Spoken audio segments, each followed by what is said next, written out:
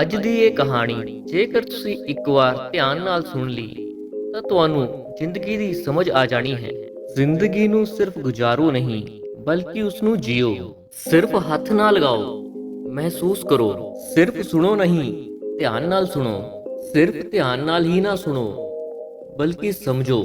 ਸਿਰਫ ਸਮਝੋ ਨਹੀਂ, ਉਸ ਨੂੰ ਆਪਣੇ ਜੀਵਨ ਵਿੱਚ ਉਤਾਰੋ। ਜੀਵਨ ਵਿੱਚ ਉਤਾਰਨਾ ਹੀ ਤਾਂ ਸਭ ਕੁਝ ਹੈ। ਅਖੀਰ ਅਸੀਂ ਸਿੱਖਦੇ ਹੀ ਕਿਉਂ ਹਾਂ? ਜੀਵਨ ਨੂੰ ਬਿਹਤਰ ਬਣਾਉਣ ਲਈ ਗਿਆਨ ਹੀ ਸ਼ਕਤੀ ਹੈ। ਇਹ ਗੱਲ ਅਧੂਰੀ ਹੈ। ਗਿਆਨ ਤਾਂ ਬਸ ਜਾਣਕਾਰੀ ਦਾ ਨਾਮ ਹੈ। ਗਿਆਨ ਸ਼ਕਤੀ ਉਦੋਂ ਹੀ ਬਣਦਾ ਹੈ ਜਦੋਂ ਉਸ ਦੀ ਵਰਤੋਂ ਕੀਤੀ ਜਾਵੇ। ਇੱਕ ਬਹੁਤ ਹੀ ਪਿਆਰੀ ਕਹਾਣੀ ਹੈ। ਇੱਕ ਜੰਗਲ ਸੀ ਜੋ ਕਿ ਤੋਤਿਆਂ ਦੇ ਜੰਗਲ ਦੇ ਨਾਂ ਤੇ ਮਸ਼ਹੂਰ ਸੀ, ਕਿਉਂਕਿ ਉੱਥੇ ਬਹੁਤ ਸਾਰੇ ਤੋਤੇ ਰਿਹਾ ਕਰਦੇ ਸੀ। ਫਿਰ ਇੱਕ ਸ਼ਿਕਾਰੀ ਦੀ ਨਜ਼ਰ ਵਿੱਚ ਉਹ ਜੰਗਲ ਆ ਗਿਆ।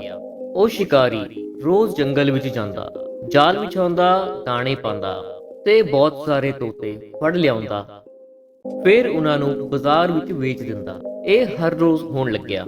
ਹੁਣ ਹੌਲੀ-ਹੌਲੀ ਉਸ ਜੰਗਲ ਵਿੱਚ ਤੋਤਿਆਂ ਦੀ ਗਿਣਤੀ ਘਟਣ ਲੱਗੀ। ਇਹ ਸਭ ਦੇਖ ਕੇ ਤੋਤਿਆਂ ਦੇ ਸਰਦਾਰ ਨੂੰ ਬਹੁਤ ਚਿੰਤਾ ਹੋਈ ਕਿ ਜੇਕਰ ਇਸ ਤਰ੍ਹਾਂ ਹੀ ਚੱਲਿਆ ਤਾਂ ਉਹ ਦਿਨ ਦੂਰ ਨਹੀਂ ਕਿ ਜੰਗਲ ਵਿੱਚ ਇੱਕ ਵੀ ਤੋਤਾ ਨਹੀਂ ਬਚੇਗਾ। ਪਰ ਹੁਣ ਉਹ ਕਰੇ ਵੀ ਤਾਂ ਕੀ ਕਰੇ? ਉਹ ਇਸੇ ਸੋਚ ਵਿੱਚ ਉਲਝਿਆ ਹੋਇਆ ਸੀ।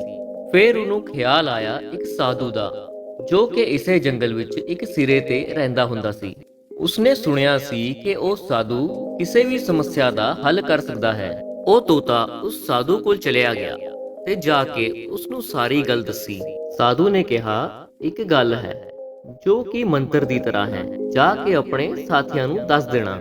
ਜੇਕਰ ਉਹ ਸਮਝਣਗੇ ਤਾਂ ਇਸ ਜੰਜਾਲ ਤੋਂ ਛੁੱਟ ਜਾਣਗੇ। ਤੇ ਉਹ ਮੰਤਰ ਹੈ, ਸ਼ਿਕਾਰੀ ਆਵੇਗਾ, ਜਾਲ ਵਿਛਾਵੇਗਾ, ਦਾਣੇ ਪਾਵੇਗਾ, ਫਸਣਾ ਨਹੀਂ।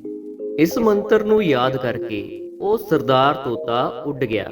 ਫਿਰ ਜੰਗਲ ਵਿੱਚ ਜਾ ਕੇ ਸਾਰੇ ਤੋਤਿਆਂ ਨੂੰ ਇਕੱਠੇ ਕੀਤਾ ਤੇ ਉਹਨਾਂ ਨੂੰ ਸਾਰੀ ਗੱਲ ਦੱਸੀ ਤੇ ਸਭ ਨੂੰ ਆਪਣੇ ਨਾਲ ਉਹ ਗੱਲ ਦੁਹਰਾਉਣ ਨੂੰ ਕਿਹਾ। ਸ਼ਿਕਾਰੀ ਆਵੇਗਾ, ਜਾਲ ਵਿਛਾਵੇਗਾ, ਦਾਣੇ ਪਾਵੇਗਾ, ਫਸਣਾ ਨਹੀਂ। ਹੁਣ ਤਾਂ ਸਾਰੇ ਤੋਤੇ ਸੌਂਦੇ ਜਾਗਦੇ, ਉੱਠਦੇ ਬੈਠਦੇ, ਖਾਂਦੇ ਪੀਂਦੇ ਬਸ ਇਹੀ ਗੱਲ ਦੁਹਰਾਉਂਦੇ। ਸ਼ਿਕਾਰੀ ਆਵੇਗਾ, ਜਾਲ ਵਿਛਾਵੇਗਾ, ਦਾਣੇ ਪਾਵੇਗਾ, ਫਸਣਾ ਨਹੀਂ।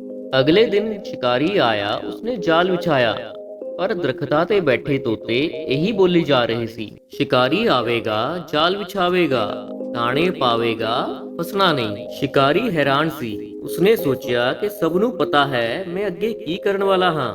ਅੱਜ ਤਾਂ ਮੈਂ ਇੱਕ ਵੀ ਤੋਤੇ ਦਾ ਸ਼ਿਕਾਰ ਨਹੀਂ ਕਰ ਪਾਵਾਂਗਾ। ਇਹ ਸੋਚ ਕੇ ਉਸਨੇ ਜਾਲ ਇਕੱਠਾ ਕੀਤਾ ਤੇ ਚਲਿਆ ਗਿਆ। ਅਗਲੇ ਦਿਨ ਸ਼ਿਕਾਰੀ ਫੇਰ ਆਇਆ। ਹਰ ਪਾਸੇ ਇਹੀ ਆਵਾਜ਼ ਗੂੰਜ ਰਹੀ ਸੀ, ਸ਼ਿਕਾਰੀ ਆਵੇਗਾ, ਜਾਲ ਵਿਛਾਵੇਗਾ, ਦਾਣੇ ਪਾਵੇਗਾ, ਫਸਣਾ ਨਹੀਂ। ਹੁਣ ਰੋਜ਼ ਇਹੀ ਹੋਣ ਲੱਗਿਆ।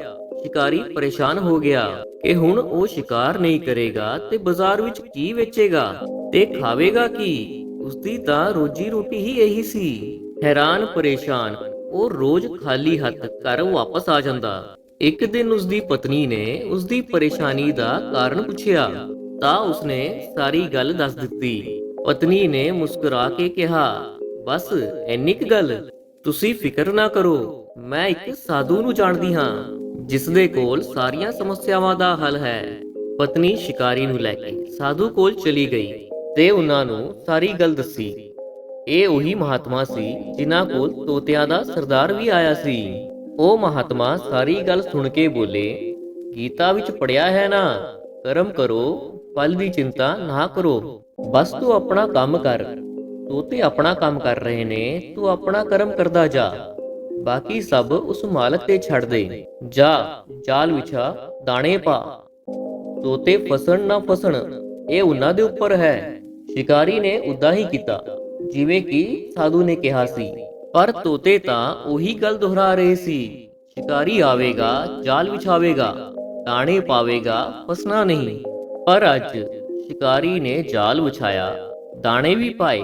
ਸਾਰੇ ਤੋਤੇ ਉਹੀ ਗੱਲ ਬੋਲਦੇ ਬੋਲਦੇ ਇੱਕ ਇੱਕ ਕਰਕੇ ਜਾਲ ਉੱਪਰ ਆ ਕੇ ਬੈਠ ਗਏ ਤੇ ਸਾਰੇ ਦੇ ਸਾਰੇ ਤੋਤੇ ਜਾਲ ਵਿੱਚ ਫਸ ਗਏ। ਸ਼ਿਕਾਰੀ ਹੈਰਾਨ ਰਹਿ ਗਿਆ ਕਿ ਇਹ ਕੀ ਹੋਇਆ। ਕਿ ਉਸ ਸਾਧੂ ਕੋਲ ਕੋਈ ਜਾਦੂਈ ਸ਼ਕਤੀ ਹੈ? ਇਹ ਜਾਣਨ ਦੇ ਲਈ ਉਹ ਜਾਲ ਵਿੱਚ ਫਸੇ ਸਾਰੇ ਤੋਤਿਆਂ ਨੂੰ ਲੈ ਕੇ ਸਾਧੂ ਕੋਲ ਚਲਿਆ ਗਿਆ। ਉਹਨਾਂ ਦੇ ਪੈਰੀ ਪੈ ਕੇ ਬੋਲਿਆ, ਹੇ ਮਹਾਤਮਾ, ਇਹ ਕੀ ਜਾਦੂ ਕੀਤਾ ਤੁਸੀਂ? ਇਹ ਕਿਵੇਂ ਸੰਭਵ ਹੋ ਗਿਆ? ਇਹ ਸਾਰੇ ਤੋਤੇ ਤਾਂ ਜਾਣਦੇ ਸੀ ਕਿ ਜਾਲ ਵਿੱਚ ਨਹੀਂ ਫਸਣਾ, ਫਿਰ ਇਹ ਕਿਵੇਂ ਫਸ ਗਏ? ਸਾਧੂ ਨੇ ਮੁਸਕਰਾ ਕੇ ਕਿਹਾ, ਇਹ ਤੋਤੇ ਸਿਰਫ ਜਾਣਦੇ ਸੀ, ਸਮਝਦੇ ਨਹੀਂ ਸੀ। ਇਹ ਤੋਤੇ ਸਿਰਫ ਇੱਕ ਗੱਲ ਨੂੰ ਦੁਹਰਾ ਰਹੇ ਸੀ, ਇਹਨਾਂ ਨੇ ਗੱਲ ਉੱਤੇ ਅਮਲ ਨਹੀਂ ਕੀਤਾ।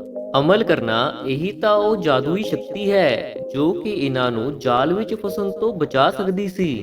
ਸੋ ਦੋਸਤੋ, ਜਾਣਕਾਰੀ ਤਾਂ ਬੜੇ ਲੋਕਾਂ ਕੋਲ ਹੁੰਦੀ ਹੈ, ਪਰ ਜੀਵਨ ਵਿੱਚ ਉਹੀ ਅੱਗੇ ਵੱਧਦਾ ਹੈ ਜੋ ਜਾਣਕਾਰੀ ਤੇ ਅਮਲ ਕਰਦਾ ਹੈ। ਗਿਆਨ ਦਾ ਸਹੀ ਅਰਥ ਇਹੀ ਹੈ ਕਿ ਜੋ ਤੁਹਾਨੂੰ ਜੀਵਨ ਦੀਆਂ ਸਮੱਸਿਆਵਾਂ ਚੋਂ ਬਾਹਰ ਕੱਢੇ। ਪਰ ਇਹ ਉਦੋਂ ਹੀ ਸੰਭਵ ਹੋ ਸਕਦਾ ਹੈ ਜਦੋਂ ਤੁਸੀਂ ਮਿਲੇ ਹੋਏ ਗਿਆਨ ਤੇ ਅਮਲ ਕਰੋ। ਜੇਕਰ ਦੋਸਤੋ ਕਹਾਣੀ ਚੰਗੀ ਲੱਗੀ ਹੋਵੇ ਤਾਂ ਇੱਕ ਲਾਈਕ ਕਰਕੇ ਕਮੈਂਟ ਵਿੱਚ ਜ਼ਰੂਰ ਦੱਸਿਓ।